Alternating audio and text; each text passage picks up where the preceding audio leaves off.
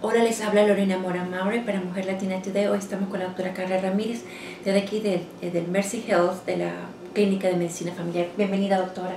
Gracias, Karen. Estamos en la Semana de la Salud Femenina y por eso vamos a hablar ahora de la salud femenina. Doctora, usted trata, es médico familiar. Cuéntenos un poco sobre lo que es la salud femenina y por qué es importante hacerse los chequeos, los exámenes de médicos de mujer y cuáles son los más importantes. Okay. Bueno, primero de las cosas que se hacen el screening, que se recomiendan, pues es el Papa Nicolau, el mamograma, la colonoscopía en general. Vamos a hablar con el mamograma, ¿no? El mamograma se recomienda en la gente en general, en las mujeres en general que no tienen riesgo de cáncer, y ahora te explico un poco más que gente que tiene riesgo de cáncer, pero las mujeres normal que no tienen riesgo familiar de cáncer, se recomienda que a partir de los 40 años se hagan un mamograma cada año. Hay ciertas academias y ciertas organizaciones que recomiendan que se haga a partir de los 50 años. ¿Okay? Pero yo recomiendo que se lo hagan a partir de los 40 años, cada año, o por lo menos antes de los 50 años, y no es cada año, cada 2 años, pero sí antes de los 50 años, definitivamente mi recomendación es que es cada año. ¿Okay? Y obviamente, con más razón, en una mujer entre los 50 y 65 años. Eso es definitivamente el mamograma cada año. Ahora, si es una mujer que tiene riesgo familiar de cáncer, todavía con más razón. Y se recomienda antes de los 40 años, si por ejemplo tienes algún familiar con cáncer de seno, y mucho más si alguien de tu familia tuvo cáncer de seno antes de la menopausia. Ese es un riesgo mayor.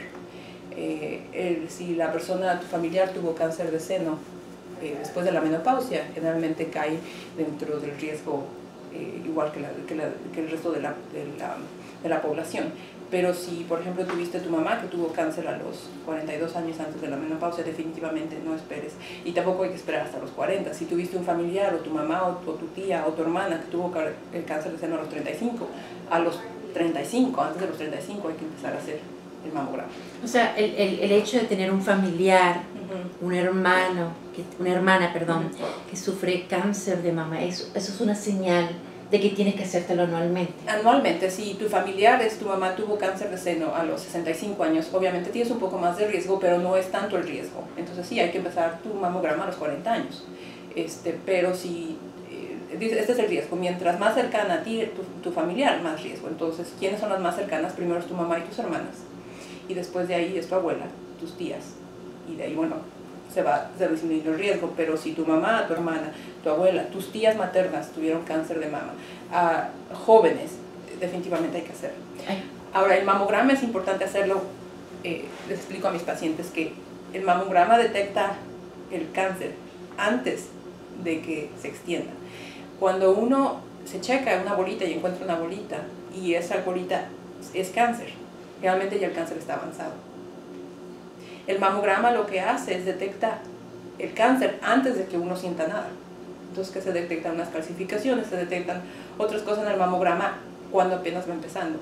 Y entonces lo que puede hacer es que simplemente a lo mejor nada más tiene que quitarse ese pedacito de la mama, no la mama completa. Y igual no tiene que recibir ni quimioterapia ni radioterapia. Igual sí, pero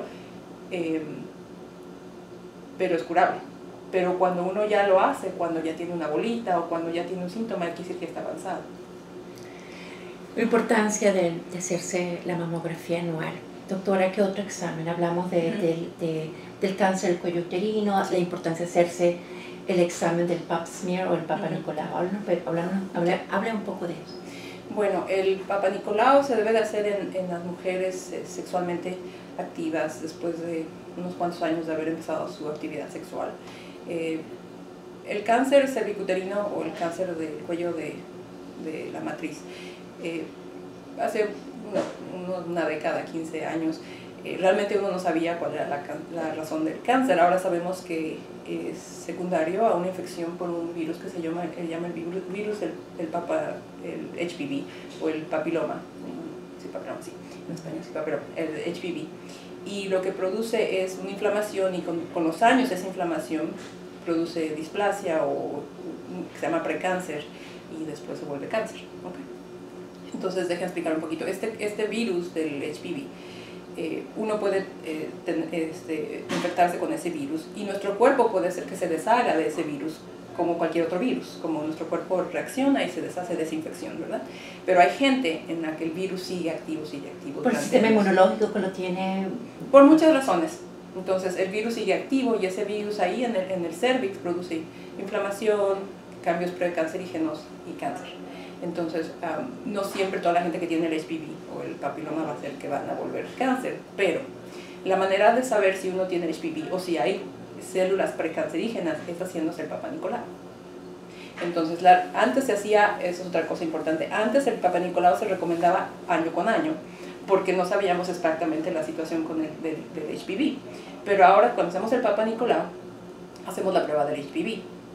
Y si el HPV es negativo, entonces sabemos que el riesgo de tener cáncer de cervix todavía disminuye más. Entonces no hay que hacérselo cada año, se puede hacer el Papá Nicolau cada 3 años, dependiendo, ¿no? Pero en general, no cada año como era antes.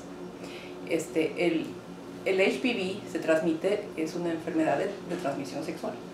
No quiero decir que es como el HIV o el VIH, pero sí se transmite, es una transmisión sexual. Entonces, bueno, pues eso es del Papá Nicolau o del Pap smear. Y la vacuna que se puede ahora, que es nueva, que se pide, se está haciendo en las niñas, ya los adolescentes. Usted me comentó de que también se hace para los jóvenes adolescentes. También para los muchachos. Entonces, y creo que lo platicábamos antes, era sobre cuando uno recomienda esta vacuna, no le está diciendo a la niña o al muchacho, ve y ten relaciones sexuales a temprana edad sin protección.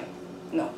La razón que se recomienda es que si por alguna razón, uno siempre recomienda, ¿no? Que no hay que ser promiscuo, aún así tienen que tener protección, si deciden tener relaciones sexuales, tener protección para otras enfermedades de transmisión sexual. Pero lo que se recomienda es por si alguna razón, por si alguna vez están expuestos a ese virus, los protege a las mujeres, protege a la mujer de contraer ese virus, que sabemos que produce cáncer de cuello uterino. Entonces, se recomienda en las niñas adolescentes y se recomienda que se les dé la vacuna antes de que tengan la exposición al virus. ¿Okay? Ahora, no quiere decir que es una niña de 12 años, le estamos diciendo ve y empieza relaciones sexuales. Es solamente si alguna vez en su vida están expuestas. Y también se le puede dar a los varones. Y los varones es para que a ellos no les va a producir cáncer de cervix, pero es para prevenir que ellos lo transmitan, que tengan la enfermedad y que después la transmitan. Okay. Me parece muy bien esa información. Hemos hablado, ahora vamos a hablar de algo muy importante que para la comunidad hispana de los Estados Unidos es la diabetes, doctora. Y parte del check-up de lo que tenemos que hacer esta semana de la salud femenina es saber también acerca de la diabetes, porque es una enfermedad que tenemos muchos y no lo sabemos, como me estaba hablando. Sí, bueno, la diabetes es muy prevalente en los hispanos. Entonces, si usted tiene un familiar que tiene diabetes, su riesgo todavía aumenta más. Por ejemplo, en las mujeres, les explico, si usted tuvo diabetes gestacional, hay que checarse año con año, porque el riesgo, y si tiene un familiar con diabetes, el riesgo de que usted tenga diabetes es muy grande. Ahora, si estamos un poco pasados de peso o bastante pasados de peso, tenemos sobrepeso o obesidad, todavía el riesgo aumenta más.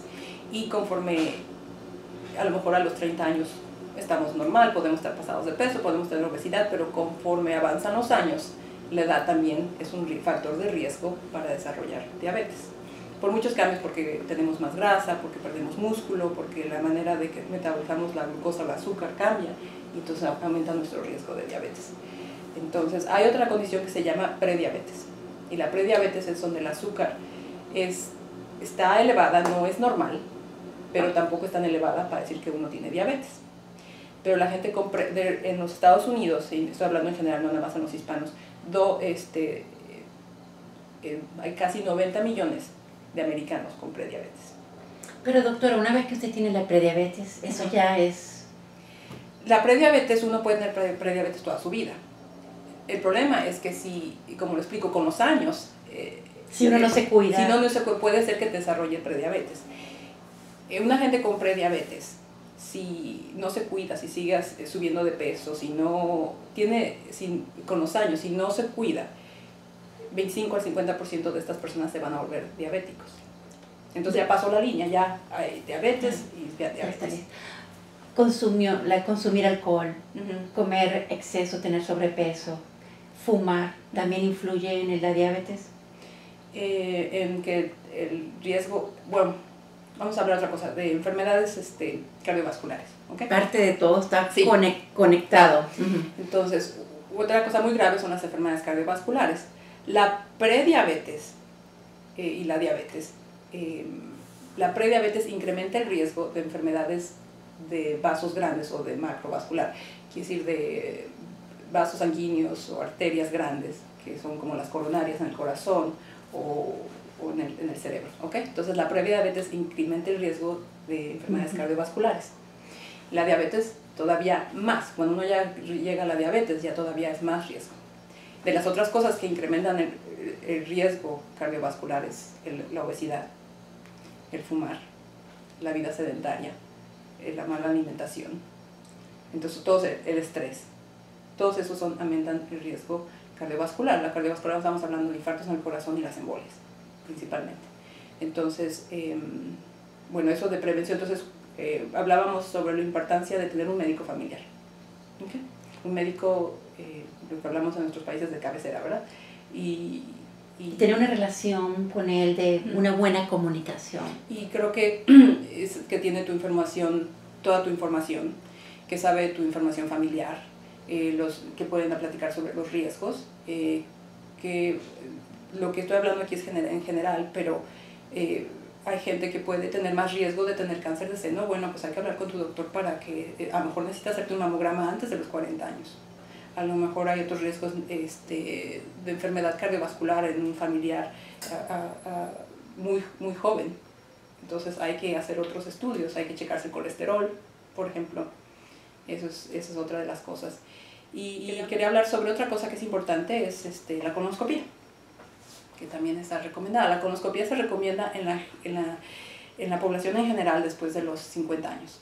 Y lo que hace la colonoscopia es detectar el cáncer de colon antes de que se extienda. Y lo que generalmente se encuentran son pólipos. Los pólipos es como una bolsita. Una bolsita que crece adentro del colon. Y esos pólipos, muchos de ellos son precancerígenos. Entonces lo que hace la colonoscopia es detectar esos pólipos y ahí mismo durante la colonoscopia se quita ese pólipo y punto. Igual sea ya, a lo mejor es precancerígeno, pero en cuanto se quita ya se porque inmediatamente hacen una biopsia y determinan sí o no. Si es, o a lo mejor era precancerígeno, o a lo mejor ya era cáncer, pero se detecta, se quita y punto, y se acabó. Eso es en la población general. La colonoscopia tiene que ser hecha por un especialista, que generalmente es un gastroenterólogo. Hay otro estudio que se llama la detección, y eso es importante también saberlo. No todo el mundo nos podemos hacer la colonoscopia por razones económicas, porque a lo mejor el gastroenterólogo, por otras razones. Pero hay otro estudio que se llama, y eso se puede hacer en el consultorio de su médico familiar, se llama la sangre oculta en las heces o en la popó. ¿Okay? Es un estudio muy sencillo, no es tan específico y tan sencillo. Bueno, no es como la colonoscopia. Pero es una señal de un Pero signo. exactamente, entonces se puede hacer en el consultorio de su médico familiar, es un estudio sencillo, solamente se detecta si hay sangre en la popó. Si ese estudio sale negativo, es muy bueno.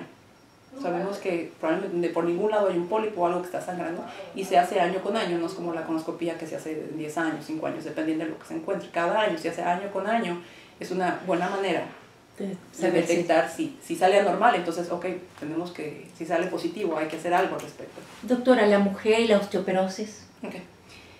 Bueno, pues la osteoporosis. La osteoporosis sucede, pueden haber muchos causas de la osteoporosis. Al momento de la menopausia empieza a salir. Bueno, cuando uno entra en la menopausia, deja de producir estrógenos, que es la hormona femenina. Y los estrógenos lo que hace es que se pueda meter el calcio dentro de los huesos. Okay, es normal, es un proceso normal. Los huesos están hechos de varias cosas, la mayor parte de los huesos está hecho de calcio. Entonces lo que hacen los estrógenos es por ese calcio poder meterse dentro de los huesos y producir un hueso fuerte. Cuando uno entra en la menopausia ya no se producen estrógenos, entonces ese calcio el hueso empieza a ser débil. Esto no sucede inmediatamente, pasan unos cuantos años, más o menos un promedio de 10 años. ¿Okay? Y después de 10 años de menopausia puede ser que tenga osteopenia, quiere decir que el calcio en el hueso es menor, pero sin llegar a un grado de que es tan grave, que es osteoporosis, que incrementa el riesgo de fracturas en los huesos.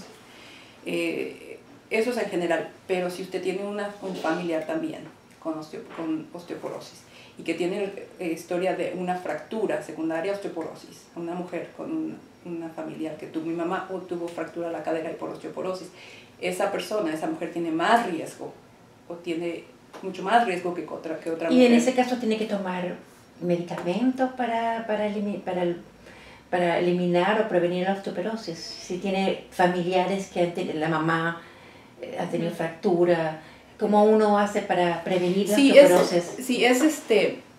Por ejemplo, a lo mejor entró en menopausia a los 45 años y en general, bueno, pues no vamos a hacer el estudio de la menopausia o la DEXA scan, que se llama después de 10 años. Pero si su mamá tuvo menopausia a los 45 y a los 52 años tuvo una fractura, de repente nunca se le hizo el estudio y de repente salió con una fractura. ¿Okay? Entonces no hay que esperar los 10 años porque tenemos mayor riesgo de tener eso. Entonces por eso es importante el médico de cabecera, porque estos son recomendaciones cuando se deben hacer esos estudios, pero dependiendo también de nuestros genes, de nuestros riesgos, puede ser que no sean así siempre.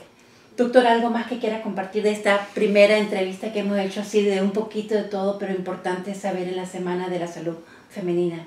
Pues que se hagan sus chequeos, empezando con el Papa Nicolau, el mamograma y lo que hablamos de la colonoscopía. Y de ahí obviamente platicar con su médico sobre lo que ya platicamos, la prediabetes. O puede ser que a lo mejor ya sea diabetes y no lo saben. No lo saben. Y otra cosa afuera de esto, dependiendo de sus riesgos, de factores de riesgos, es checarse también el colesterol. Yo he aprendido que yo voy al médico con preguntas, porque es importante. Yo cada vez que voy pido la revisión de mis lunares, porque nosotros en nuestros países somos inmortales y no usábamos en aquel tiempo. Ahora protección solar, ¿cómo se hace ahora? Entonces, chequearse los lunares o las pecas es importante. Y también el examen del oído, yo siempre me lo hago. Bueno, son muchas cosas. Obviamente, cuando uno chequea también los ojos, el dentista. Claro, todo. Por eso están los doctores, para que uno no sea saludable. Sí, podemos hablar tanto de cosas preventivas en pacientes ya más senior patients o en nuestros viejitos, ¿no? Hacer un screening test si tienen algún problema de que se está olvidando las cosas. Bueno, doctora, muchísimas gracias por la entrevista. Creo que vamos a tener muchas más. Si tienes un tema en particular, por favor no dude de hacerlo saber. Y yo estoy segura que si alguien me contacta, porque me contactan muchas personas sobre un tema en especial, con muchísimo gusto sí, por supuesto, puedo contactar. Por supuesto. Muchísimas gracias, doctora. Muchas gracias, Lorena.